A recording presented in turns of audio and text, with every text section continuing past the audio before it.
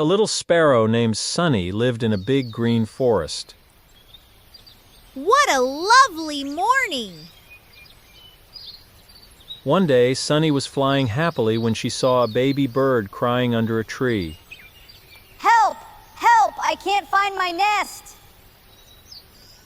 Don't worry, I will help you. Sunny flew from tree to tree looking for the baby bird's nest. Let's keep searching. After a while, Sunny spotted a nest high in a tall tree. Look! I found your nest. Really? Thank you so much. Sunny carefully guided the baby bird back home. I'm so happy. Thank you for helping me. You're welcome. Friends should always help each other. The baby bird's family thanked Sunny for her kindness. Moral of the story: helping others makes the world a happier place.